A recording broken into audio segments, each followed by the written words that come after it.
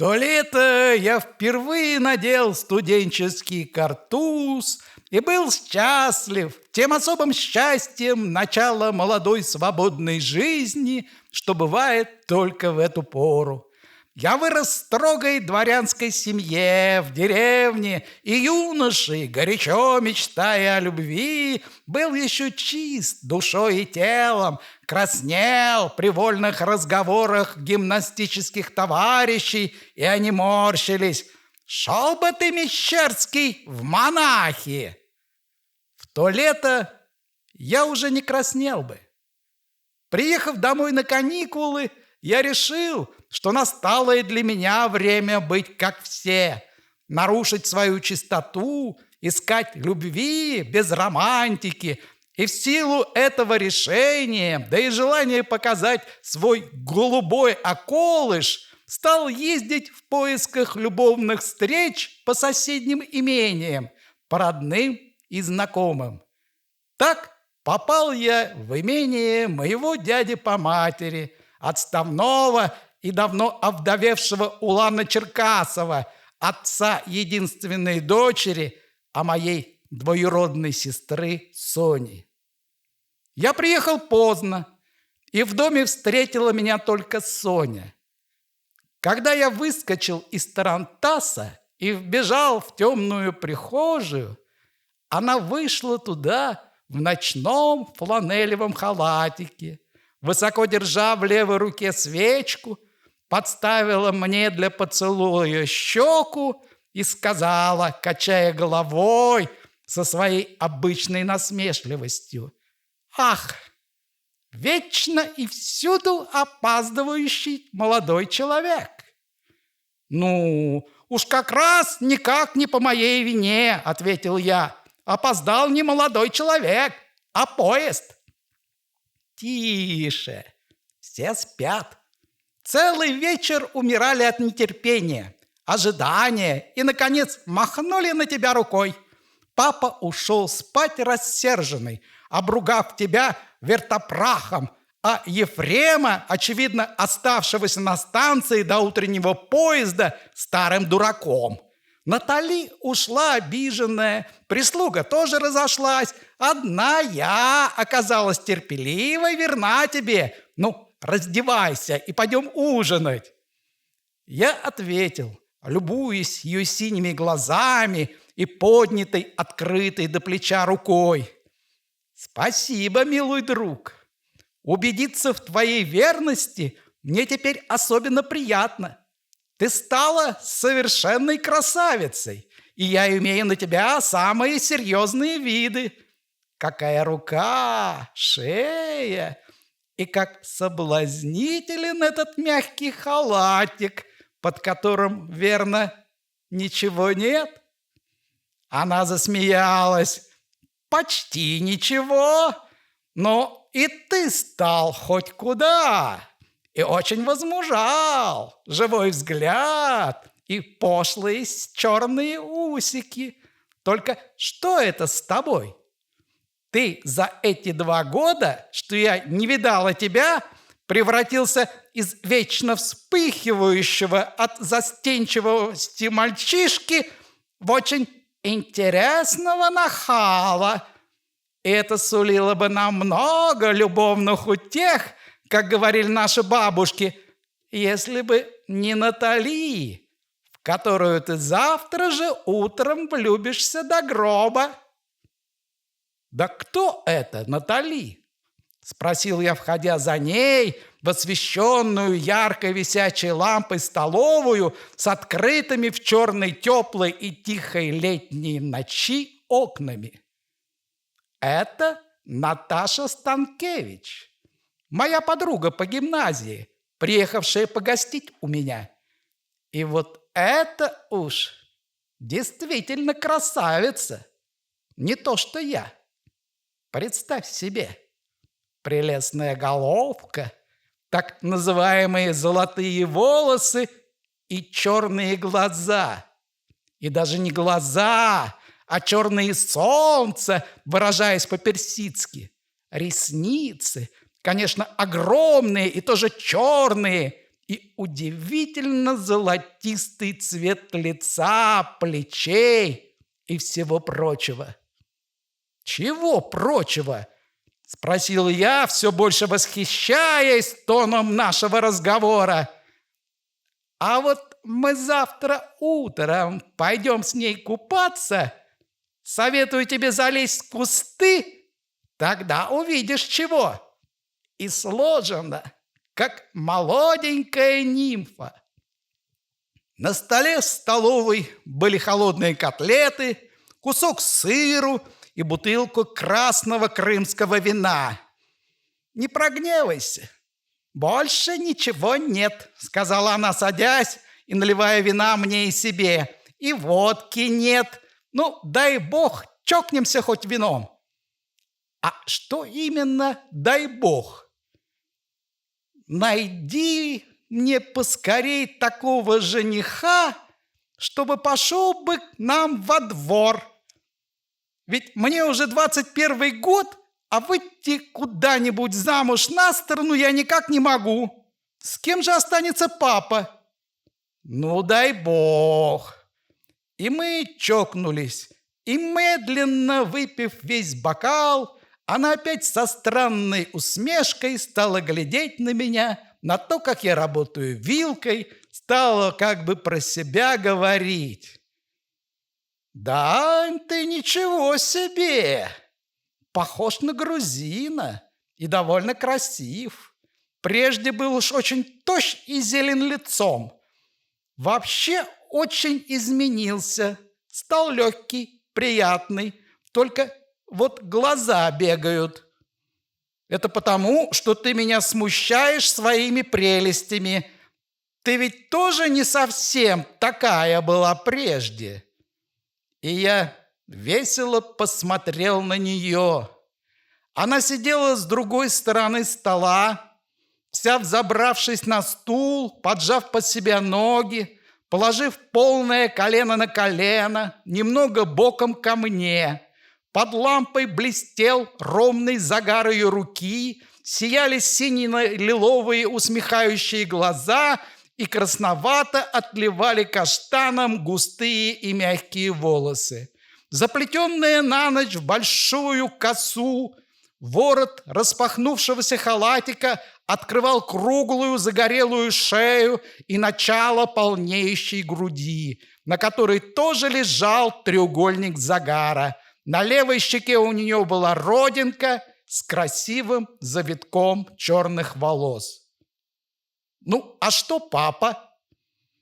Она, продолжая глядеть все с той же усмешкой, вынула из кармана маленький серебряный портсигар, серебряную коробочку со спичками и закурила с некоторой даже излишней ловкостью, подправляя под собой поджатое бедро. «Папа, слава богу, молодцом. По-прежнему прям, тверд, постукивает костылем, взбивает седой кок, тайком подкрашивает чем-то бурым усы и баки, молодецки посматривает на Христю. Только еще больше прежнего, еще настойчивее трясет, качает головой. Похоже, что никогда ни с чем не соглашается», — сказала она и засмеялась. «Хочешь папиросу?» Я закурил, хотя еще не курил тогда. Она опять налила мне и себе и посмотрела в темноту за открытым окном. «Да, пока все, слава богу, и прекрасное лето, ночь-то какая, только соловьи уж замолчали, и я, правда, тебе рада. Послала за тобой еще в 6 часов, боялась, как бы не опоздал, выживший из ума Ефрем к поезду. Ждала тебя нетерпеливее всех, а потом даже довольна была, что все разошлись, и что ты опоздаешь, что мы, если ты приедешь, посидим наедине. Я почему-то так и думала, что ты очень изменился. С такими, как ты, всегда бывает так. И знаешь, что такое удовольствие сидеть одной во всем доме в летнюю ночь, когда ждешь кого-нибудь с поезда, и, наконец, услыхать, что едут, погромыхивают бубенчики, подкатывают к крыльцу. Я крепко взял через стол ее руку и подержал в своей, уже чувствуя тягу ко всему ее телу. Она веселым спокойствием пускала из губ кулечки дыма. Я бросил руку и, будто шутя, сказал: «Вот ты говоришь, Натали. Никакая Натали с тобой не сравнится. Кстати, кто она, откуда? Наша, воронежская, из прекрасной семьи, очень богатой когда-то, теперь же просто нищий. В доме говорят по-английски и по-французски, а есть нечего. Очень трогательная девочка, стройненькая, еще хрупкая, умница, только очень скрытная. Не сразу разберешь, умна или глупа. Эти Станкевичи – недалекие соседи твоего милейшего кузена Алексея Мещерского. И Натали говорит, что он-то что-то частенько стал заезжать к ним и жаловаться на свою холостую жизнь. Но он ей не нравится. А потом богат, подумает, что вышла из-за денег, пожертвовала собой для родителей. «Так», — сказал я, — «но вернемся к делу. Натали, а как же наш с тобой роман?» «Натали нашему роману все-таки не помешает», — ответила она. «Ты будешь сходить с ума от любви к ней, а целоваться будешь со мной. Будешь плакать у меня на груди от ее жестокости, и я буду тебя утешать. Но ведь ты же знаешь, что я давным-давно влюблен в тебя». «Да, но ведь это была обычная влюбленность в кузину, и притом уж слишком подколодная. Ты тогда только был так смешон и скучен. Но Бог с тобой, прощаю тебе твою прежнюю глупость и готова начать наш роман завтра же, несмотря на Натали. А пока идем спать, мне завтра рано вставать по хозяйству». И она встала, запахивая халатик, взяла в прихожей почти догоревшую свечу и повела меня в мою комнату. И на пороге этой комнаты, радуясь и дивясь тому, чему я в душе дивился и радовался весь ужин, такой счастливой удаче своих любовных надежд, которая вдруг выпала на мою долю у Черкасовых, я долго и жадно целовал и прижимал ее в притолоке, а она сумрачно закрывала глаза, все ниже опуская капающую свечу. Уходя от меня с пунцовым лицом, она погрозила мне пальцем и тихо сказала: «Только смотри теперь, завтра при всех не сметь меня пожирать страстными взорами. Избавь Бог, если заметит что-нибудь папа. Он меня боится ужасно. Я его еще больше. Да, и я не хочу, чтобы Натали заметила что-нибудь. Я ведь очень стыдлива. Не суди, пожалуйста, по тому, как я веду себя с тобой. А не исполнишь моего приказания, сразу станешь противен мне».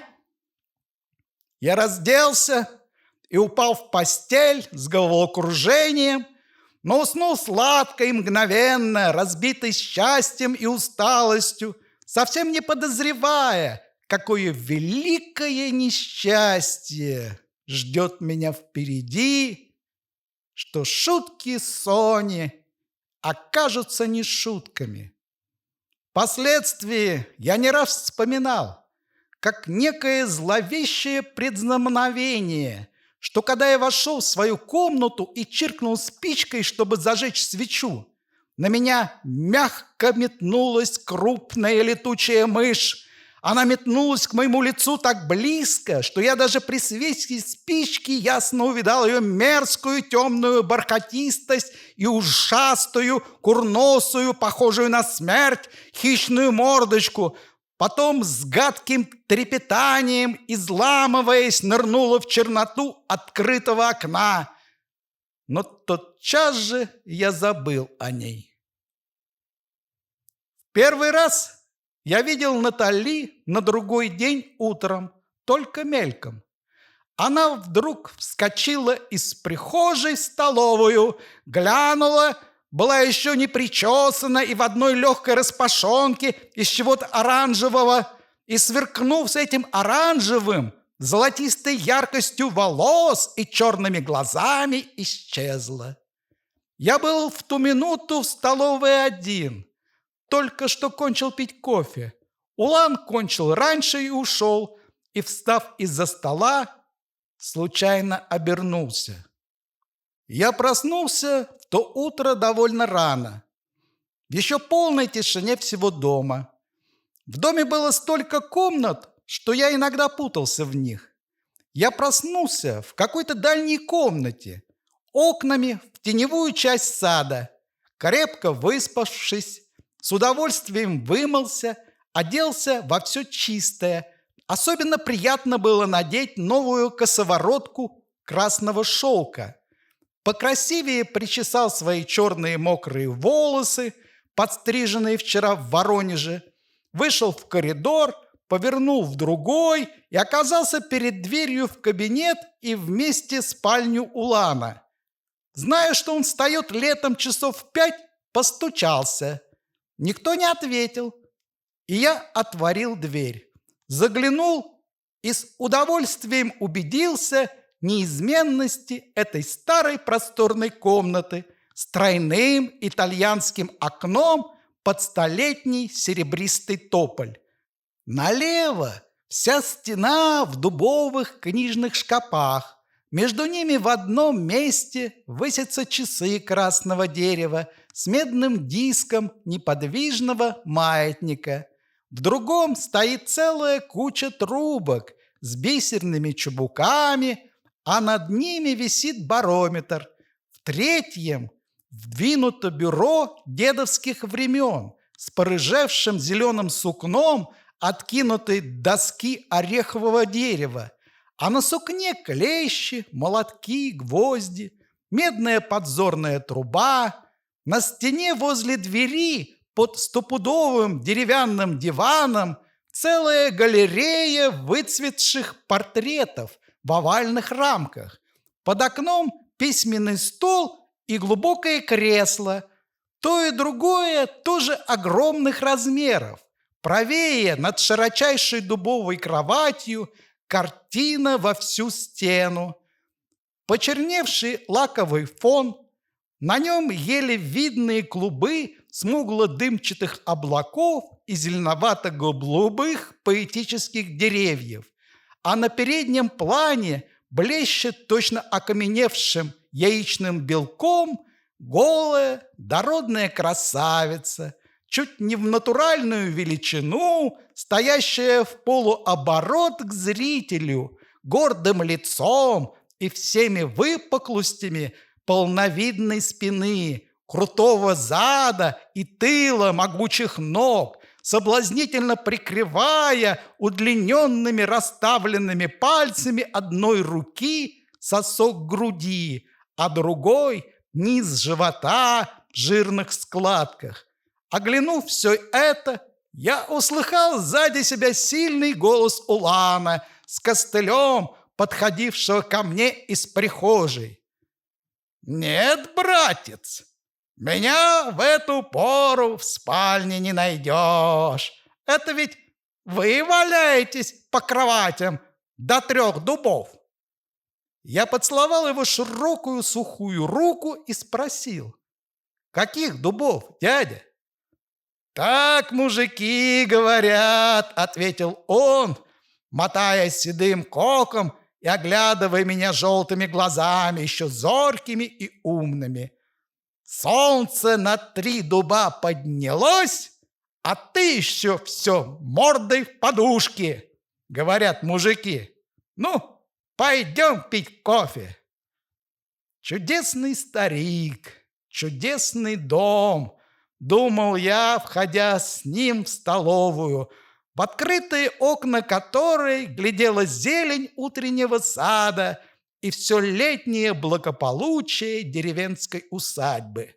Служила старая нянька, маленькая и горбатая. Улан пил из толстого стакана в серебряном полстаканнике крепкий чай со сливками, придерживая в стакане широким пальцем тонкое и длинное витое стебло круглой золотой старинной ложечки. Я ел ломоть за ломотем черный хлеб с маслом и все подливал себе из горячего серебряного кофейника.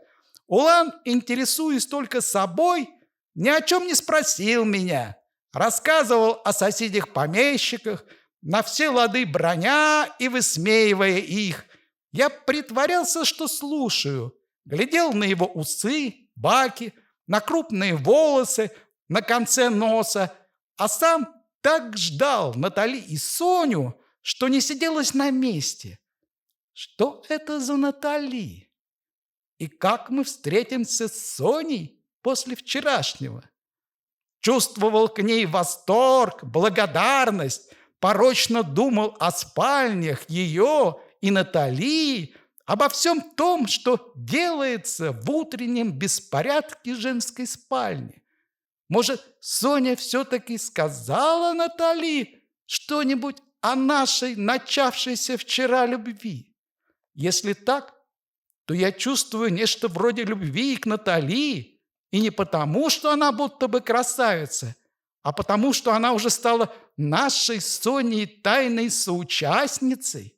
Отчего же нельзя любить двух? Вот они сейчас войдут во всей своей утренней свежести, увидят меня, мою грузинскую красоту, красную косоворотку, заговорят, засмеются, сядут за стол, красиво наливая из этого горячего кофейника. Молодой утренний аппетит, молодое утреннее возбуждение, блеск выспавшихся глаз, легкий налет пудры и как будто еще помолодевших после сна щеках. И этот смех за каждым словом не совсем естественный и тем более очаровательный. А перед завтраком они пойдут по саду к реке, будут раздеваться в купальне, освещаемые по голому телу сверху синевой небо, а снизу отблеском прозрачной воды. Воображение всегда было живо у меня.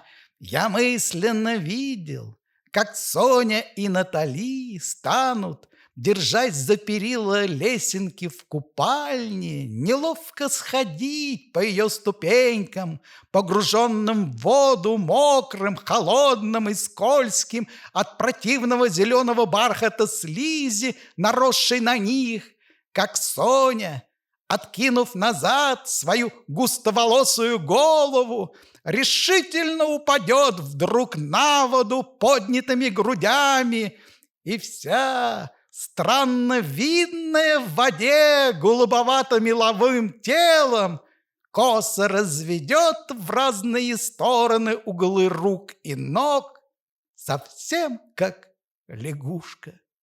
Ну, до обеда. Ты ведь помнишь обед в 12?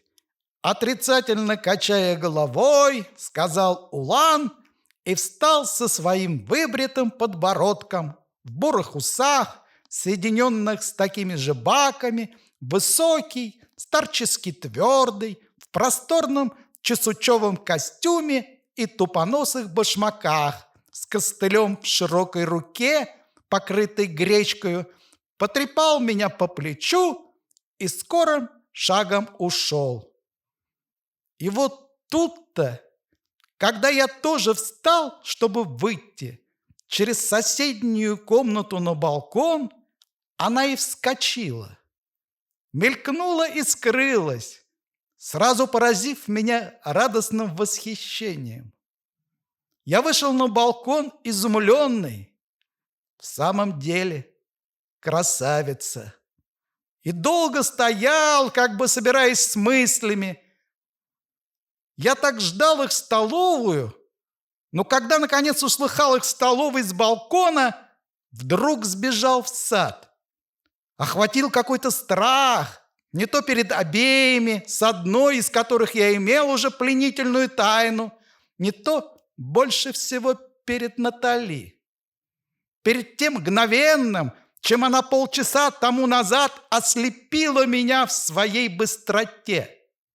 Я походил по саду, лежавшему, как и вся усадьба, в речной неизменности. Наконец преодолел себя, вошел с напускной простотой и встретил веселую смелость Сони и милую шутку Натали, которая с улыбкой вскинула на меня из черных ресниц сияющую черноту своих глаз, особенно поразительную при цвете ее волос. Мы уже виделись. Потом мы стояли на балконе, облокотясь на каменную балюстраду, с летним удовольствием чувствуя, как горячо печет нам раскрытые головы. И Натали стояла возле меня, а Соня, обняв ее, будто рассеянно глядя куда-то с усмешкой, напевала: «Средь шумного бала случайно». Потом выпрямилась: «Ну, купаться в первую очередь мы, потом пойдешь ты». Натали побежала за простынями, она задержалась и шепнула мне: «Изволь с нынешнего дня притворяться, что ты влюбился в Натали, и берегись, если окажется, что тебе притворяться не надо». И я чуть не ответил с веселой дерзостью, что да, уже не надо. А она, покосясь на дверь, тихо прибавила: «Приду к тебе после обеда». Когда они вернулись, пошел в купальню я. Сперва по длинной березовой аллее, потом среди разных старых деревьев прибрежья, где тепло пахло речной водой и орали на древесных верхушках грачи. Шел и опять думал с двумя совершенно противоположными чувствами о Натали и о Соне, о том, что я буду купаться в той же воде, в которой только что купались они. После обеда, среди всего того счастливого, бесцельного, привольного и спокойного, что глядело из сада в открытые окна, небо, зелень, солнце, после долгого обеда с окрошкой, жареными цыплятами и малиной со сливками, за которым я втайне замирал от присутствия Натали и от ожидания того часа, когда затихнет весь дом на послеобеденное время, и Соня, вышедшая к обеду в темно-красной бархатистой розой в волосах, тайком прибежит ко мне, чтобы продолжить вчерашнее уже не наспех и не как-нибудь. Я тотчас ушел в свою комнату и притворил сквозные ставни. Стал ждать ее лежа на турецком диване, слушая жаркую тишину усадьбы и уже томное послеобеденное пение птиц в саду, из которого шел в ставни сладкий запах от цветов и трав в воздух. И безвыходно думал, как же мне теперь жить в этой двойственности, в тайных свиданиях с Соней и рядом с Натали. Одна мысль, о которой уже охватывает меня таким чистым любовным восторгом, страстной мечтой, глядеть на нее только с тем радостным обожанием, с которым я давеча глядел на ее тонкий склоненный стан, на острые девичьи локти, которыми она полустоя опиралась на нагретый солнцем старый камень балюстрады. Соня, облокотясь рядом с ней и обняв ее за плечо, была в своем батистовом пеньюаре с оборками, похожа на только что вышедшую замуж молодую женщину. А она в холстиновой юбочке и вышитой малороссийской сорочке, под которыми угадывались все юное совершенство ее сложения, казалась чуть не подростком. В том-то и была высшая радость, что я даже помыслить не смел о возможности поцеловать ее с теми же чувствами, с какими целовал вчера Соню, в легком и широком рукаве сорочки, вышитой плечам красным и синим, была видна ее тонкая рука, к сухо-золотистой коже которой прилегали рыжеватые волоски. Я глядел и думал, что испытывал бы я, если бы посмел коснуться их губами. И, чувствуя мой взгляд, она вскинула на меня блестящую черноту глаз и всю свою яркую головку, обвитую плетью довольно крупной косы. Я отошел и поспешно опустил глаза, увидав ее ноги сквозь просвечивающий на солнце подол юбки и тонкие, крепкие, породистые щиколки в сером прозрачном чулке. Соня с розой в волосах быстро отворила и затворила дверь. Тихо воскликнула: «Как, ты спал?» Я вскочил. «Что ты? Что ты? Мог ли я спать?» Схватил ее руки. «Запри дверь на ключ!» Я кинулся к двери. Она села на диван, закрывая глаза. «Ну, иди ко мне!» И мы сразу потеряли всякий стыд и рассудок. Мы не проронили почти ни слова за эти минуты. И она во всей прелести своего жаркого тела позволяла уже целовать себя всюду. Только целовать.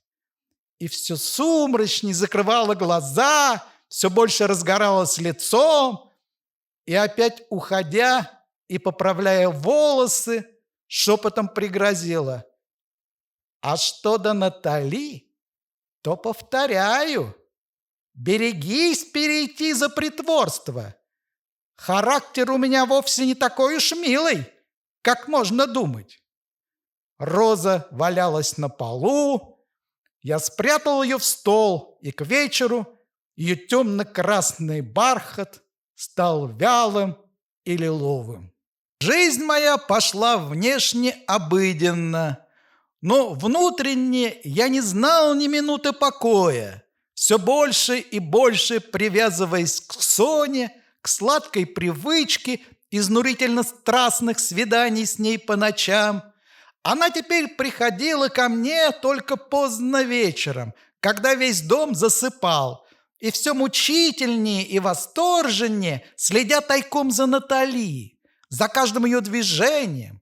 Все шло обычным летним порядком: встречи утром, купание перед обедом и обед, потом отдых по своим комнатам, потом сад. Они что-нибудь вышивали, сидя в березовой аллее и заставляя меня читать вслух Гончарова.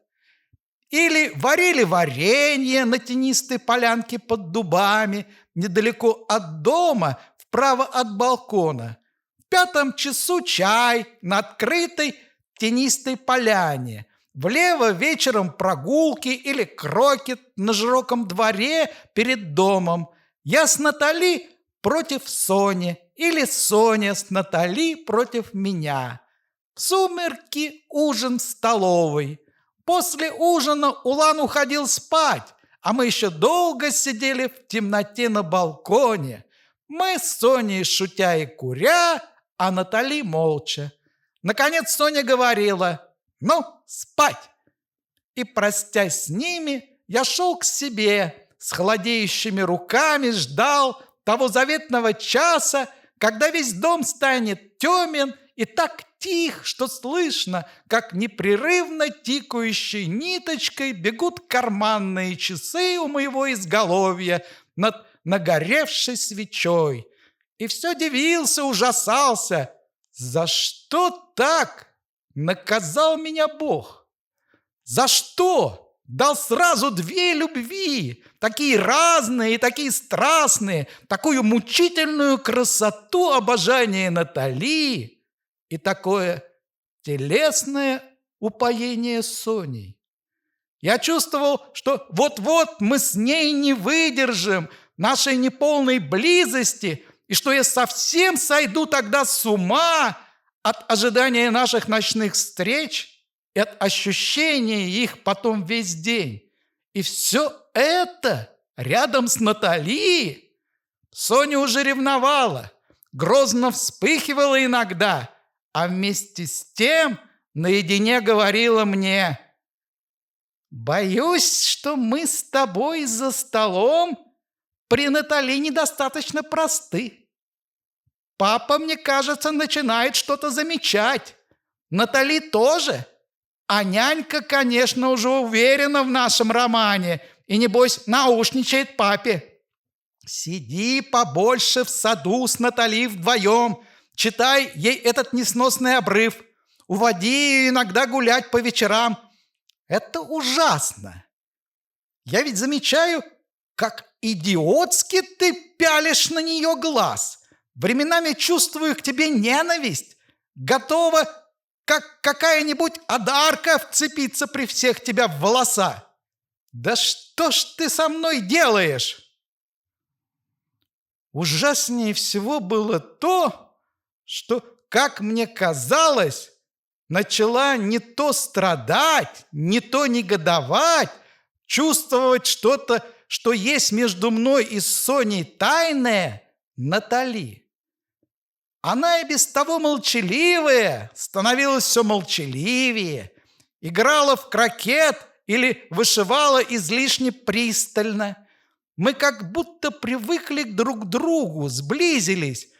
Но вот как-то я пошутил, сидя с ней вдвоем в гостиной, где она перелистывала ноты, полулежа на диване. А я слышал, Натали, что, может быть, мы с вами породимся. Она резко взглянула на меня. «Как это?» «Мой кузен, Алексей Николаевич Мещерский». Она не дала мне договорить. «Ах, вот что! Ваш кузен, этот, простите, упитанный, весь заросший черными блестящими волосами картавящий великан с красным сочным ртом. И кто дал вам право на подобные разговоры со мной?» Я испугался. «Натали, Натали, за что вы так строги ко мне? Даже пошутить нельзя. Ну, простите меня», — сказал я, беря ее руку. Она не отняла руки и сказала: «Я до сих пор не понимаю. Не знаю вас. Ну, довольно об этом». Чтобы не видеть ее томительно влекущих к себе тенистых белых башмачков, вкось подобранных на диване, я встал и вышел на балкон. Заходила из-за сада туча, тускнел воздух, все шире и ближе шел по саду мягкий летний шум, сладко дуло полевым дождевым ветром, и меня вдруг так сладко, молодо и вольно охватило какое-то беспричинное, на все согласное счастье, что я крикнул: «Натали, на минутку!» Она подошла к порогу. «Что?» «Вздохните! Какой ветер! Какой радостью могло быть все!» Она помолчала. «Да. Натали, как вы не ласковы со мной! Вы что-то имеете против меня?» Она гордо пожала плечом. «Что и почему я могу иметь против вас?» Вечером, Лежа в темноте в плетеных креслах на балконе, мы все трое молчали. Звезды только кое-где мелькали в темных облаках, слабо тянуло со стороны реки вялым ветром, так дремотно журчали лягушки. «К дождю спать хочется», — сказала Соня, подавляя зевок. Нянька сказала, народился молодой месяц, и теперь с неделю будет обмываться. И, помолчав, добавила: «Натали, что вы думаете о первой любви?» Натали откликнулась из темноты. «Я в одном убеждена: в страшном различии первой любви юноши и девушки». Соня подумала: ну и девушки бывают разные, и решительно встала: «Нет, спать, спать! А я еще подремлю тут. Мне ночь нравится», — сказала Натали. Я прошептал, слушая удаляющие шаги Сони: «Что-то нехорошо говорили мы нынче с вами». Она ответила: «Да-да, мы нехорошо говорили». На другой день мы встретились как бы спокойно. Ночью шел тихий дождь, но утром погода разгулялась, после обеда стало сухо и жарко. Перед чаем в 5 часу, когда Соня делала какие-то хозяйственные подсчеты в кабинете Улана, мы сидели в березовой аллее и пытались продолжать чтение вслух обрыва. Она, наклонясь, что-то шила, мельком, правой рукой. Я читал и от времени до времени сладкой тоской взглядывал на ее левую руку, видную в рукаве, на рыжеватые волоски, прилегавшие к ней выше кисти, и все так же там, где шея сзади переходила в плечо, и читал все оживленнее, не понимая даже ни слова. Наконец сказал: «Ну, а теперь почитайте вы». Она разогнулась. Под тонкой блузкой обозначились точки ее грудей, отложила шитье и, опять наклонясь, низко опустив свою странную чудесную голову и показывая мне затылок и начало плеча, положила книгу на колени, стала читать скорым и неверным голосом.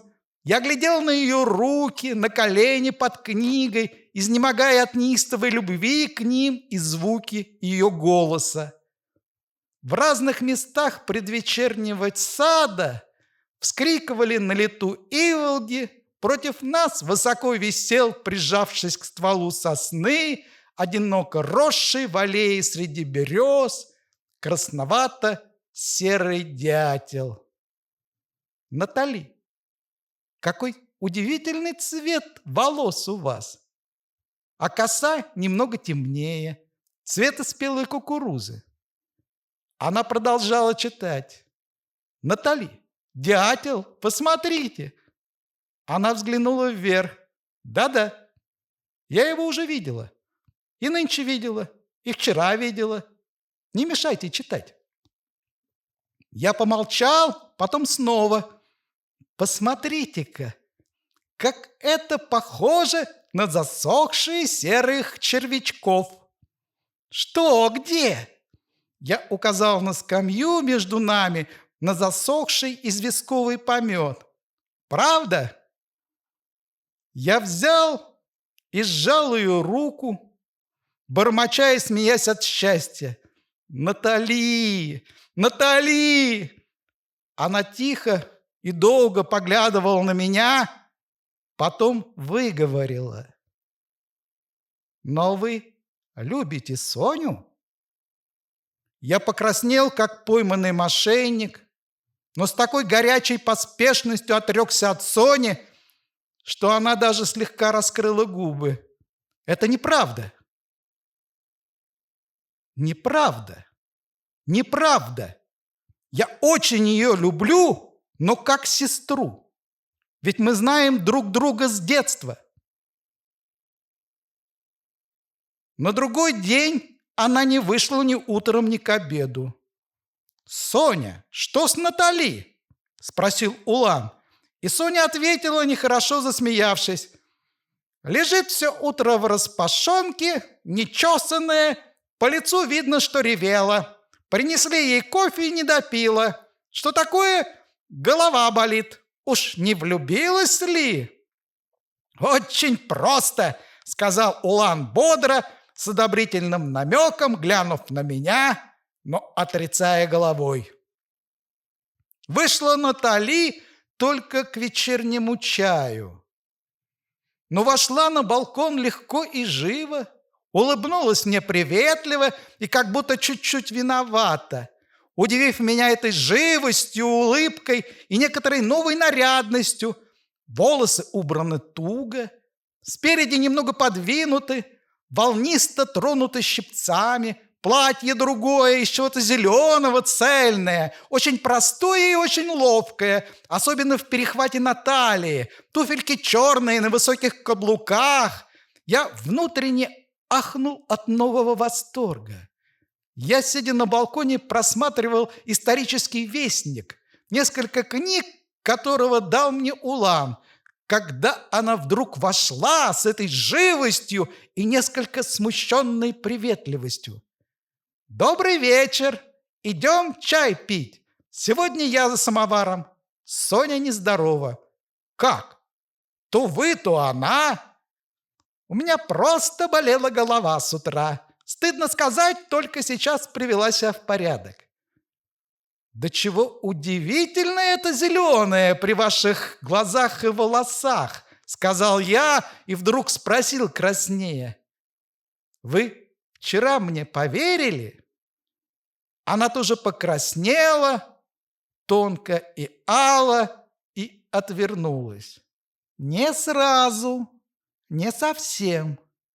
Потом вдруг сообразила, что не имею основания не верить вам.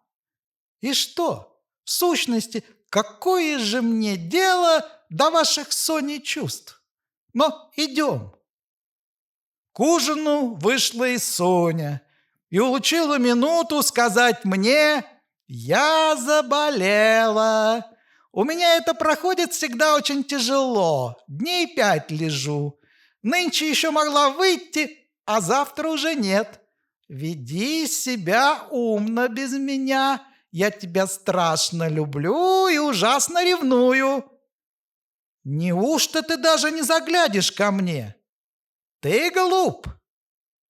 Это было и счастье, и несчастье.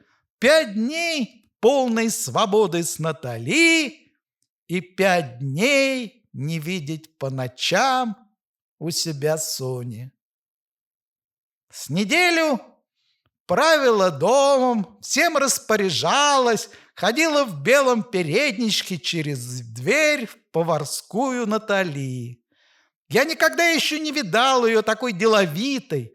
Видно было, что роль заместительницы Сони и заботливой хозяйки доставляет ей большее удовольствие, и что она как будто отдыхает от тайной внимательности к тому, как мы с Соней говорим, переглядываемся.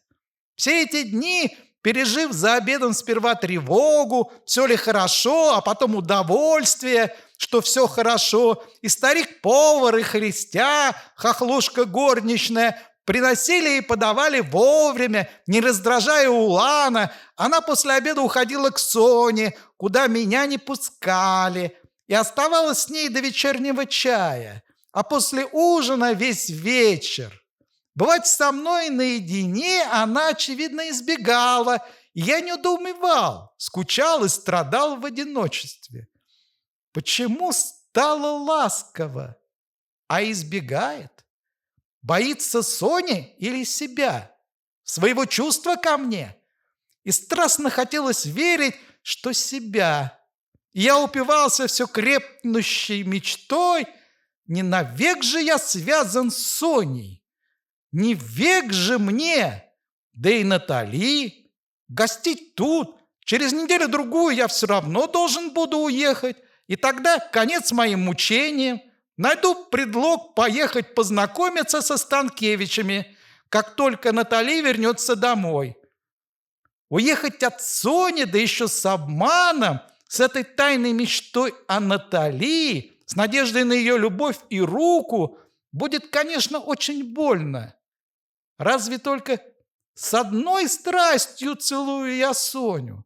Разве я не люблю ее? Но что же делать?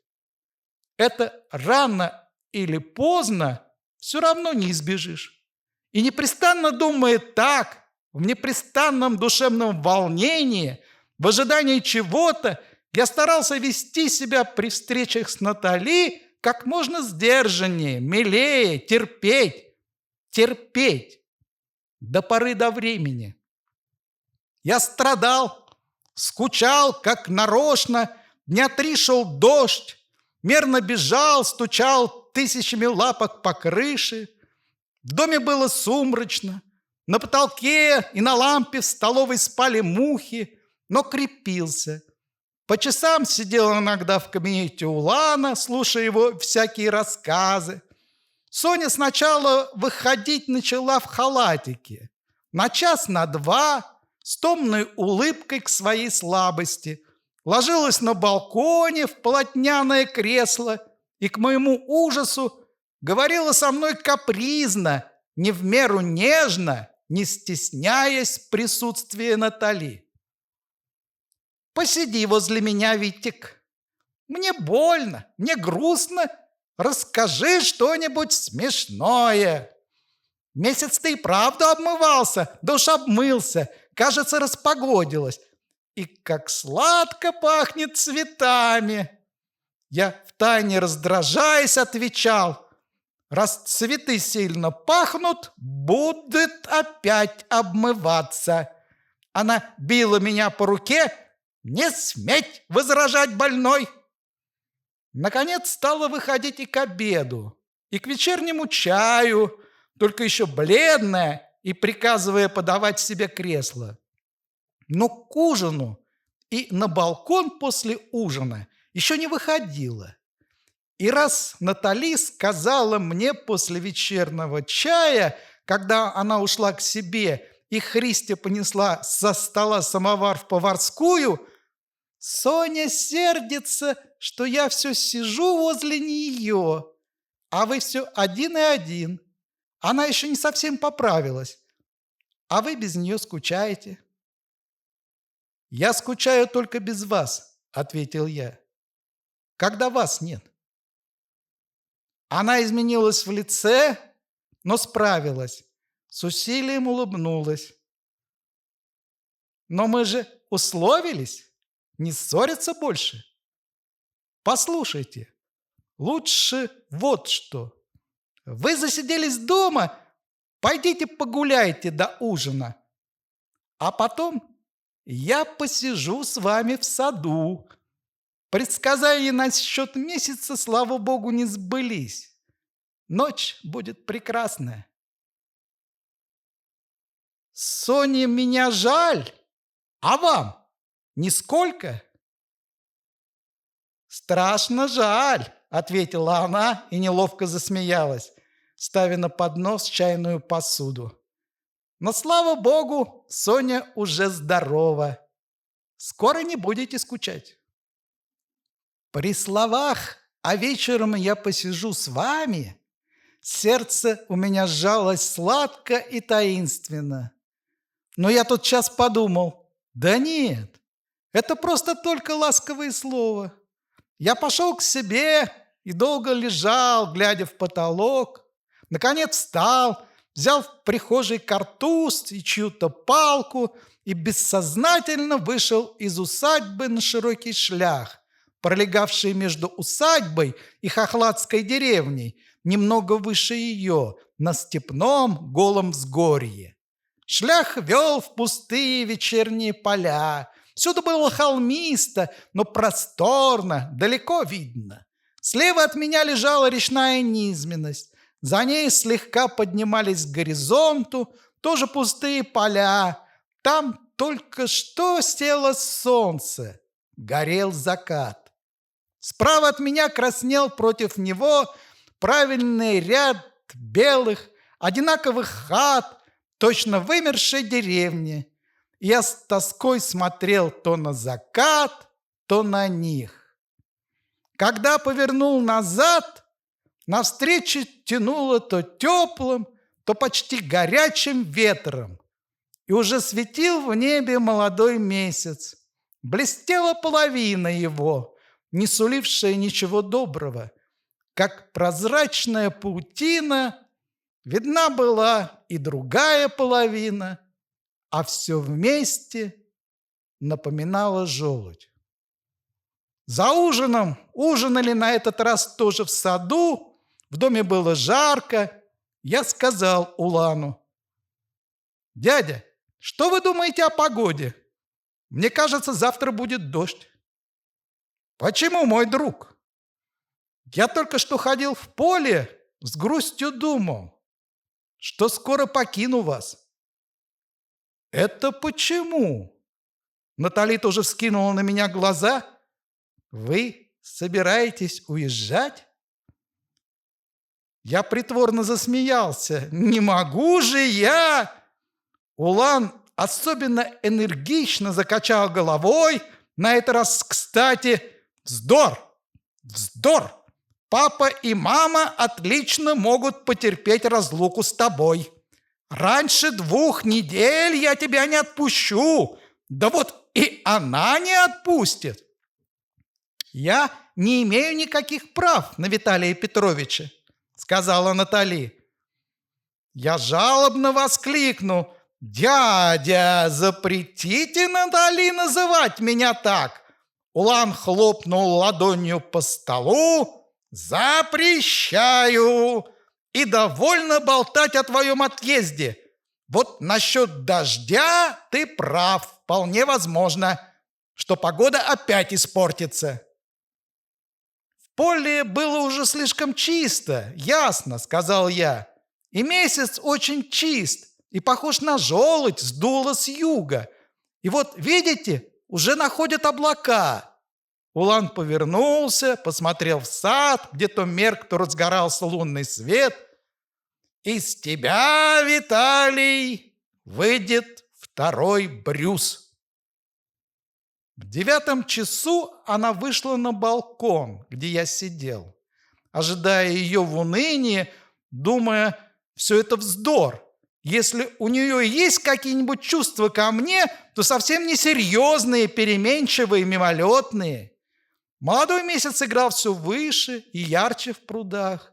Все больше скоплявшихся облаков, дымчато-белых, величаво загромоздавших небо, и когда выходил из-за них своей белой половиной, похожей на человеческое лицо в профиль, яркое и мертвенно-бледное все озарялось, заливалось фосфорическим светом. Вдруг я оглянулся, почувствовал что-то.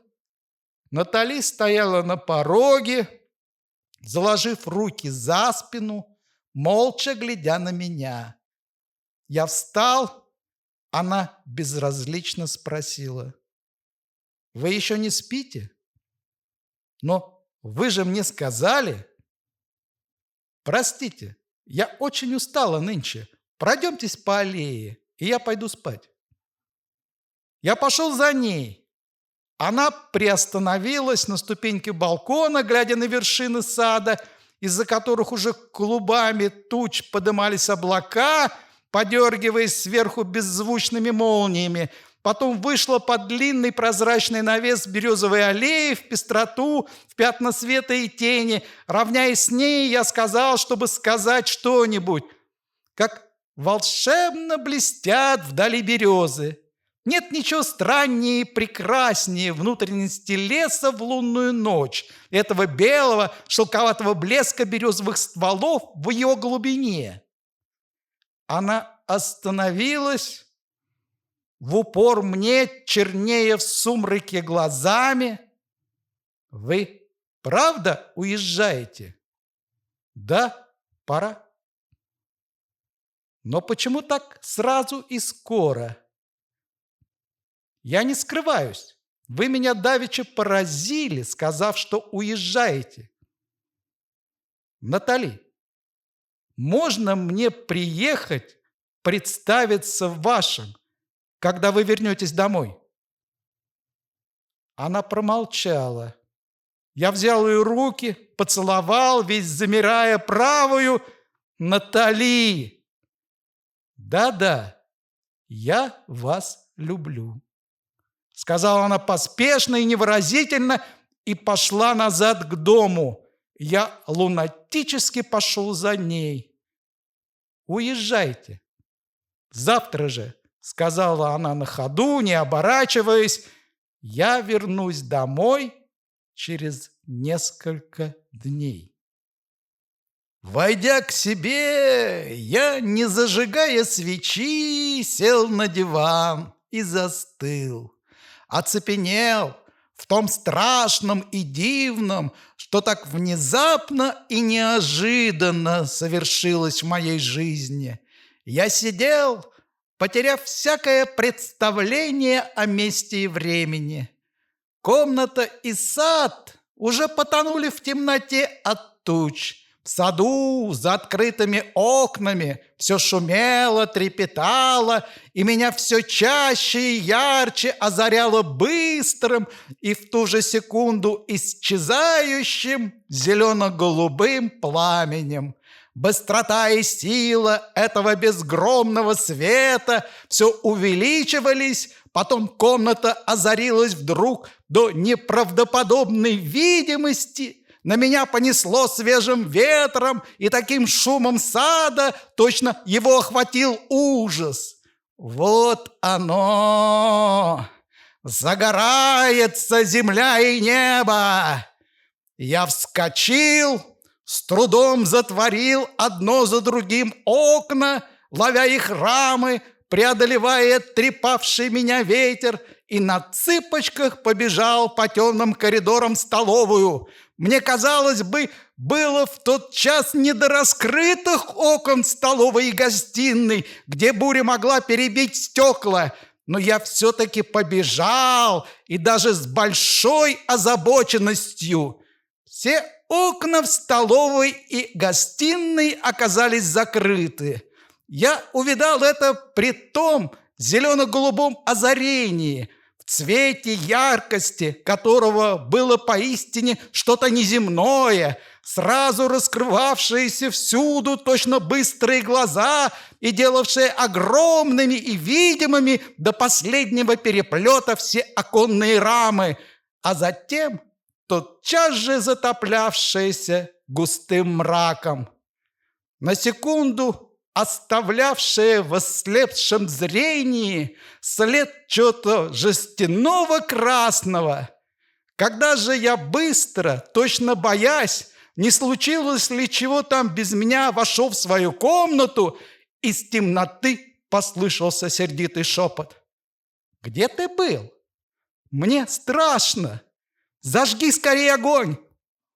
Я чиркнул спичкой и увидел сидевшую на диване Соню в одной ночной рубашке, в туфлях на босу ногу. «Или нет? Нет, не надо!» – поспешно сказала она. «Иди скорей ко мне, обними меня, я боюсь!» Я покорно сел и обнял ее за холодные плечи. Она зашептала: «Ну, поцелуй же меня! Поцелуй! Возьми совсем! Я целую неделю не была с тобой!» И с силой откинула меня и себя на подушке дивана.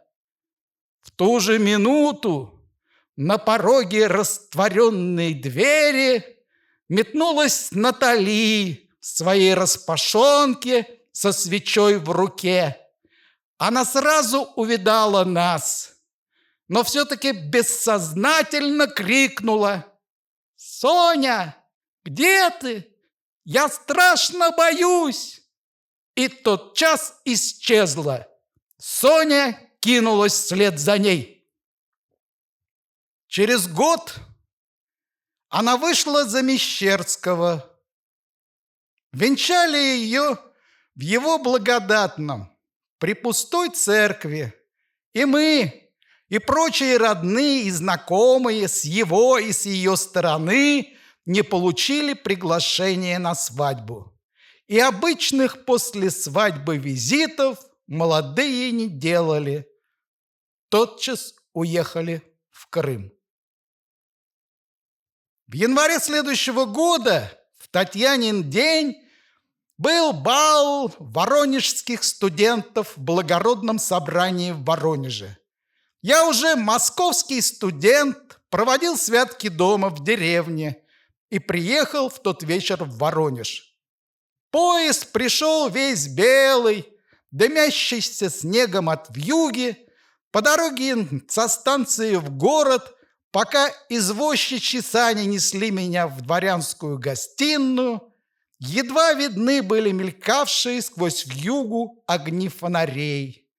Но после деревни эта городская вьюга и городские огни возбуждали, сулили близкое удовольствие войти в теплый, слишком даже теплый номер старой губернской гостиницы, спросить самовар и начать переодеваться, готовиться к долгой бальной ночи, к студенческому пьянству до рассвета. За то время, что прошло с той страшной ночи у Черкасовых, а потом с ее замужества, я постепенно оправился, во всяком случае привык к тому состоянию душевно больного человека, которым втайне был и внешне жил, как все. Когда я приехал, бал только что начался. Но уже полны были все прибывающим народом парадная лестница и площадка на ней, а из главной залы с ее хор все покрывала, заглушала полковая музыка, звучно гремя печально торжествующими тактами вальса. Еще свежий, с мороза, в новеньком мундире, и от этого не в меру изысканно, с излишней вежливостью пробираюсь в толпе по красному ковру лестницы, я поднялся на площадку, вошел в особенно густую и уже горячую толпу, стеснившуюся перед дверями залы, и затем стал пробираться в зал дальше, так настойчиво, что меня приняли, верно, за распорядителя, имеющего в зале неотложное дело. И я, наконец, пробрался, остановился на пороге, слушая разливы и раскаты оркестра над самой моей головой, глядя на сверкающую зыбь люстр и на десятки пар, разнообразно мелькавших под ними в вальсе. И вдруг подался назад. Из этой кружившей толпы внезапно выделилась для меня одна пара, быстрыми и ловкими глиссадами летевшие среди всех прочих ближе ко мне. Я отшатнулся, глядя, как он, несколько сутулый в вальсировании, велик, дороден, весь черен, блестящими черными волосами и фраком, и легок той легкостью, которая удивляет в танцах некоторые грузные люди.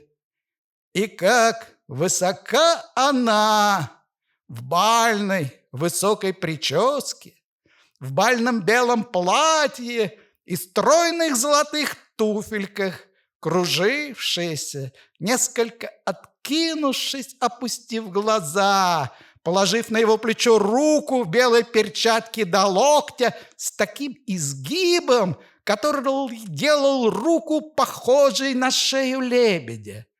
И на мгновение черные ресницы ее взметнулись прямо на меня, чернота глаз сверкнула совсем близко, но тут он со старательностью грузного человека, ловко скользнув на лакированных носках, круто повернул ее. Губы ее приоткрылись вздохом на повороте. Серебристо мелькнул подол платья, и они, удаляясь, пошли глиссадами обратно. Я опять протиснулся в толпу на площадке, выбрался из толпы, постоял.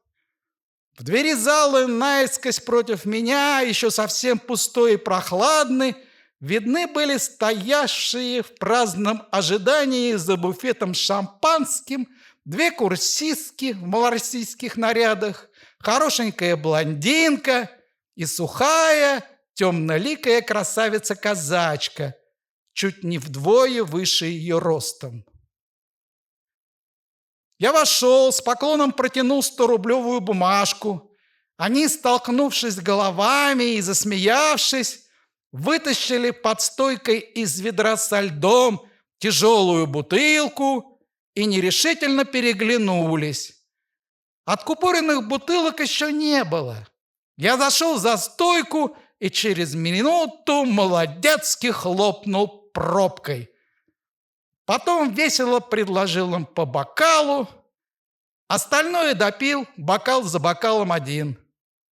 Они смотрели на меня сперва с удивлением, потом с жалостью. «Ой, ну вы и так страшно бледный!» Я допил и тотчас уехал. В гостинице спросил в номер бутылку кавказского коньяка и стал пить чайными чашками в надежде, что у меня разорвется сердце. И прошло еще 1,5 года. И однажды, в конце мая, когда я опять приехал из Москвы домой, нарочный со станции привез ее телеграмму из Благодатного. Сегодня утром Алексей Николаевич скоропостижно скончался от удара. Отец перекрестился и сказал: «Царство небесное, какой ужас! Прости меня, Боже, никогда не любил я его! Но все-таки это ужасно, ведь ему еще и 40 не было!» И ее ужасно жаль, вдова, в такие годы, с ребенком на руках. Никогда ее не видал, он был так мил, что даже ни разу не привез ее ко мне. Но, говорят, очаровательно. Как же теперь быть? Ни я, ни мама ехать при нашей старости за 150 верст, конечно, не можем. Надо ехать тебе. Отказаться было нельзя. В силу чего я мог отказаться?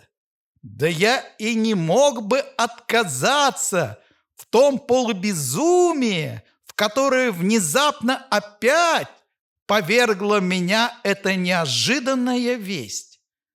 Я одно знал: я ее увижу. Предлог для встречи был страшный, но законный. Мы послали ответную телеграмму, и на другой день, майской вечерней зарею, лошади из Благодатного в полчаса доставили меня со станции в усадьбу. Подъезжая к ней по взгорью, вдоль заливных лугов, я еще издали увидал, что по западной стене дома, обращенной к ее светлому закату, все окна в зале закрыты ставнями, и содрогнулся со страшной мысли, что за ними лежал он, и была она. Во дворе, густо заросшим молодой травой, погромыхивали бубенчиками возле каретного сарая чьи-то 2 тройки, но не было ни души, кроме кучеров на козлах, и приезжие дворня уже стояли в доме на панихиде. Всюду была тишина деревенской майской зари, весенняя чистота, свежесть и новизна всего полевого и речного воздуха, этой молодой густой травы во дворе, густого цветущего сада, надвинувшегося на дом сзади с южной стороны и на низком парадном крыльце, у настежь раскрытых в сени дверей стаймя прислонена была к стене большая желтая глазетовая крышка гроба.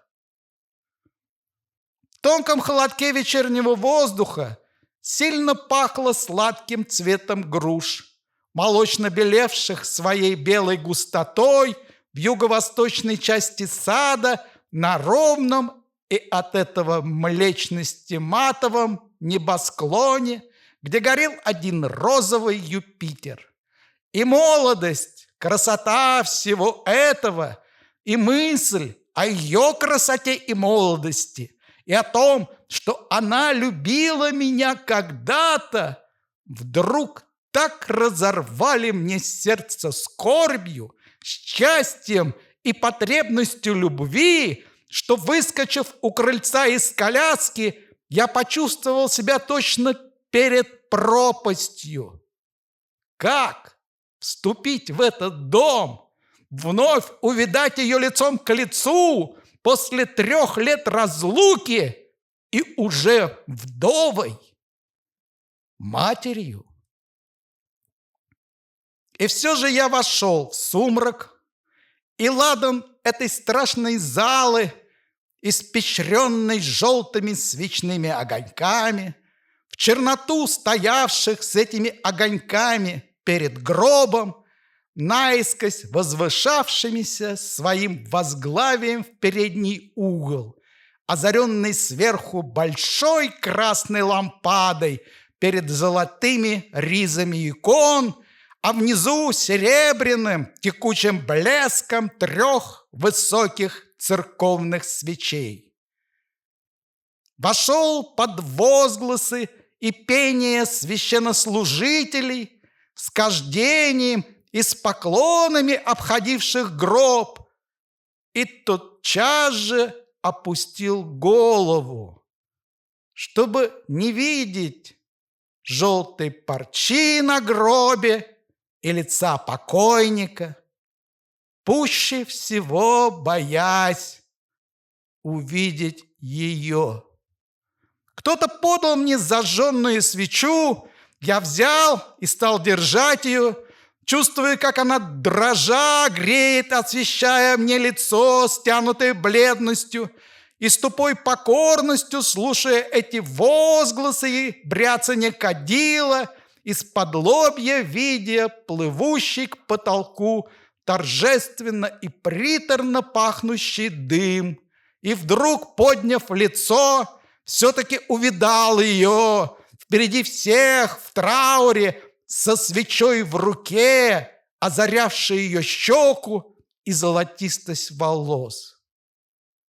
И уже как от иконы не мог оторвать от нее глаз, когда все смолкло, запахло потушенными свечами, и все осторожно задвигались, и пошла целовать ее руку.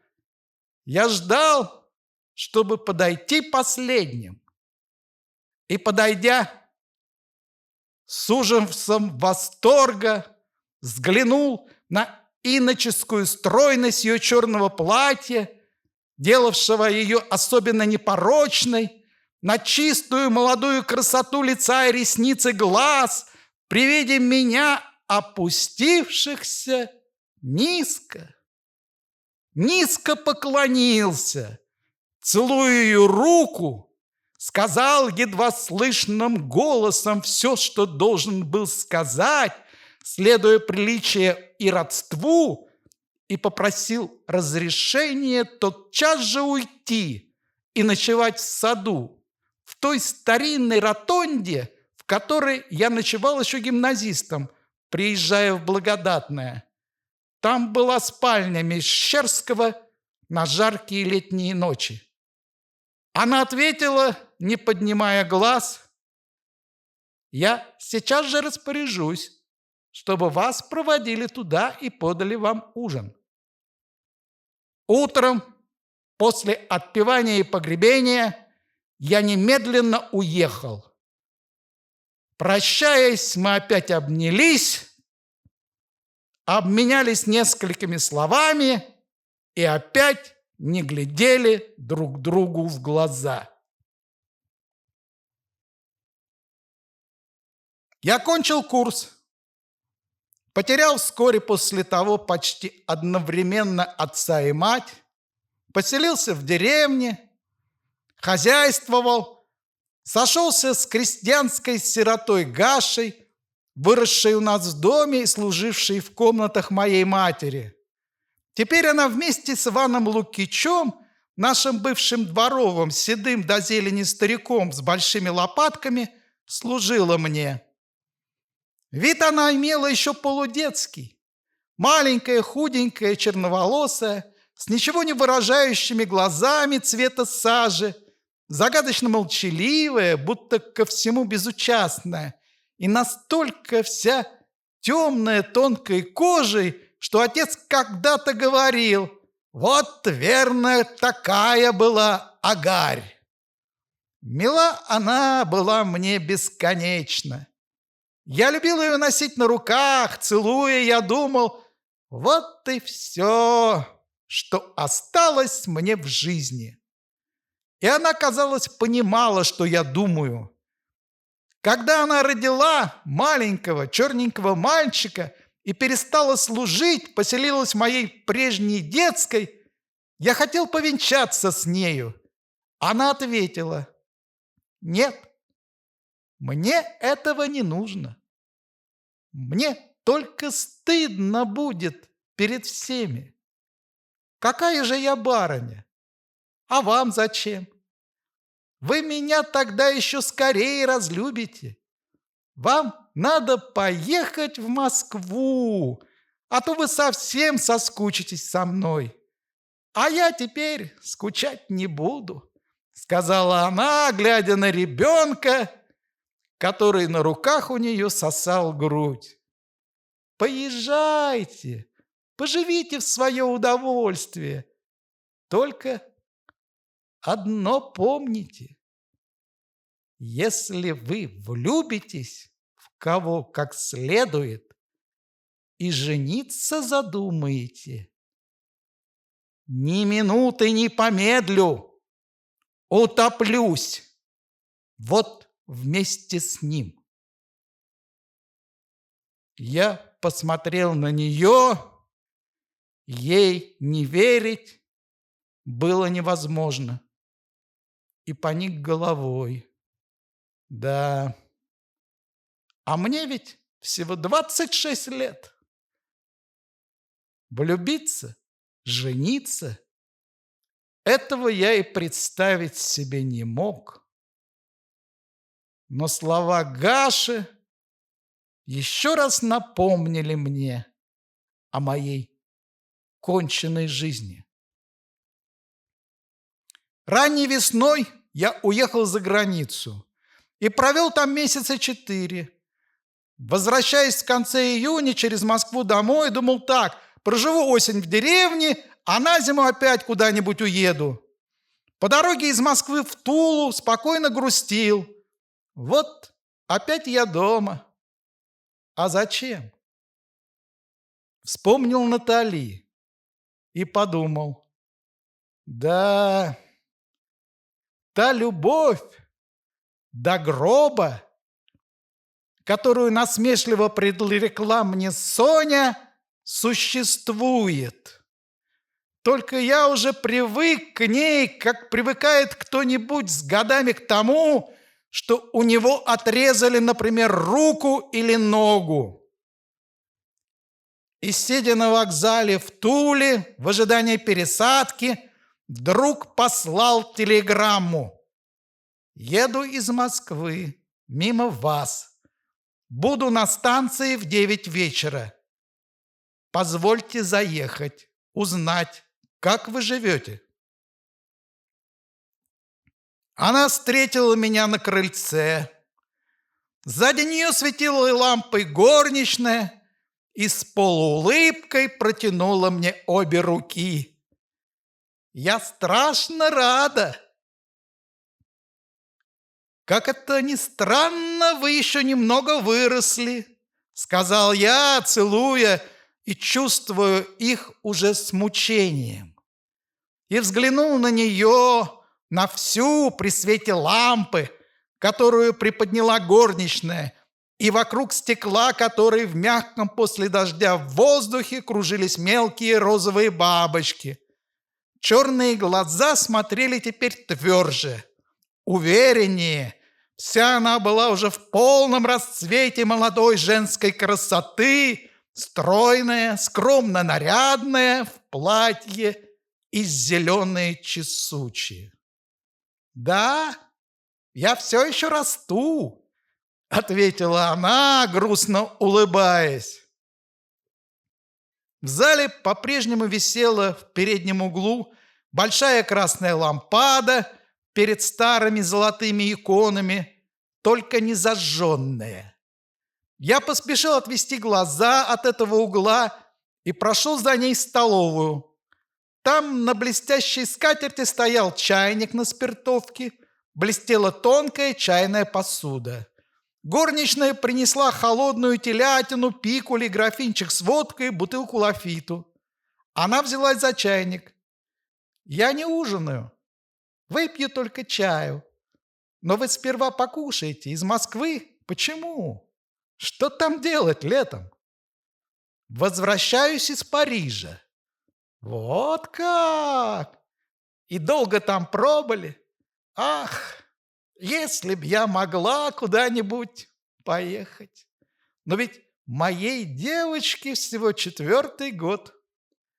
Вы, говорят, усердно хозяйствуете?» Я выпил рюмку водки, не закусывая, и попросил позволения курить. «Ах, пожалуйста!» Я закурил и сказал: «Натали, не нужно вам быть со мной светско-любезной. Не обращайте на меня особого внимания. Я заехал только взглянуть на вас и опять скрыться. И не чувствуйте неловкости, ведь все, что было, быльем поросло, и прошлого нет возврата. Вы не можете не видеть, что я опять ослеплен вами. Но теперь вас никак не может стеснять мое восхищение. Оно теперь бескорыстно и спокойно». Она склонила голову и ресницы, к дивной противоположности того и другого никогда нельзя было привыкнуть, и лицо ее стало медленно розоветь.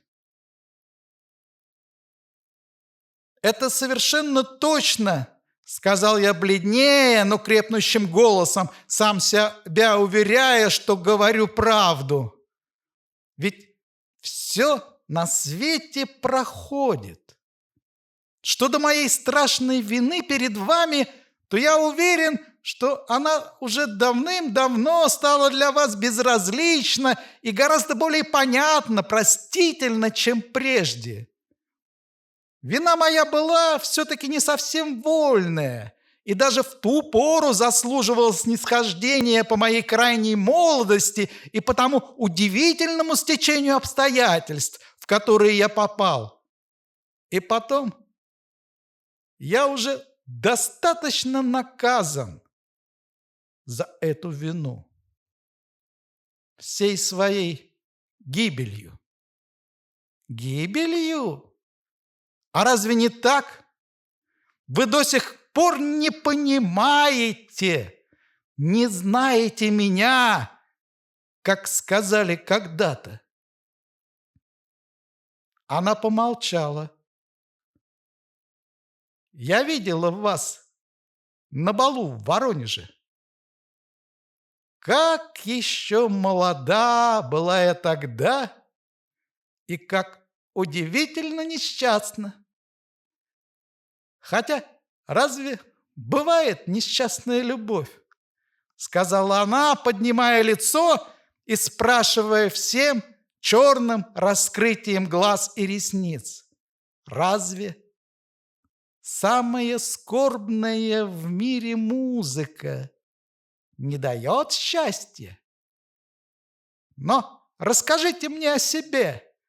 Неужели навсегда поселились в деревне? Я с усилием спросил: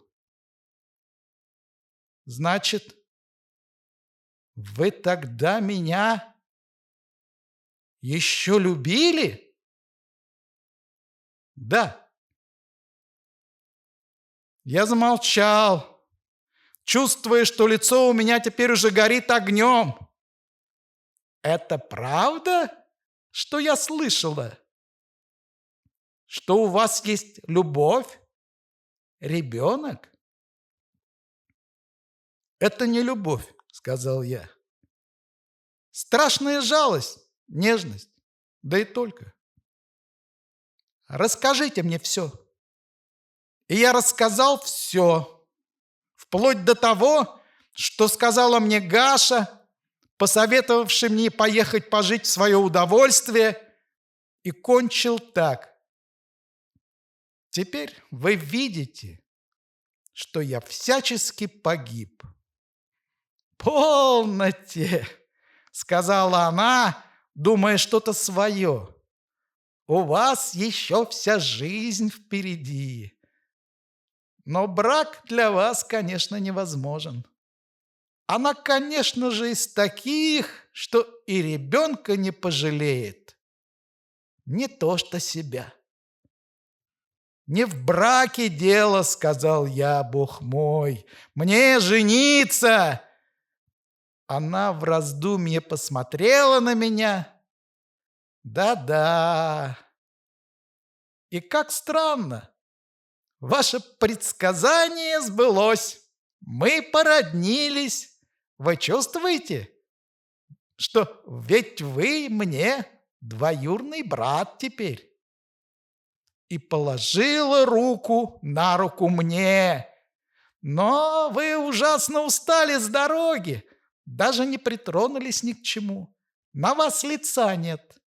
Довольно разговоров на сегодня. Идите в постель. Для вас в павильоне уже приготовлено». Я покорно поцеловал ей руку.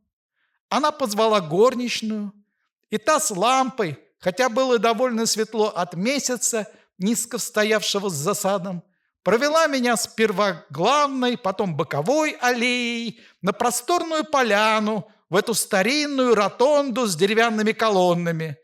И я сел у раскрытого окна, в кресле, возле постели, стал курить, думая, напрасно я совершил этот глупый внезапный поступок, напрасно заехал, понадеялся на свое спокойствие, на свои силы.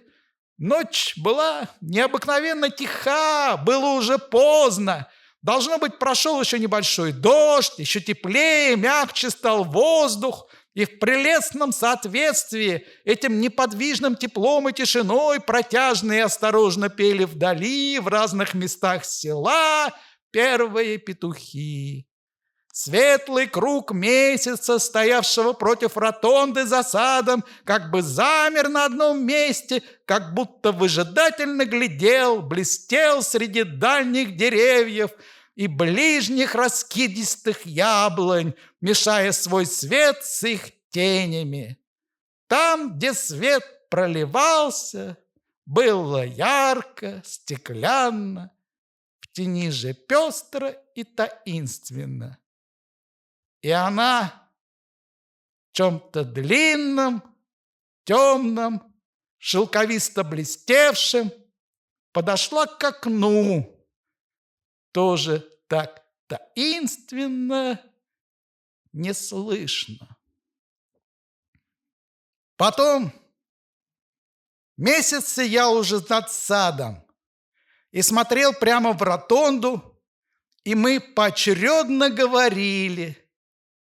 Она, лежа на постели, я, стоя на коленях, возле и держа ее руку.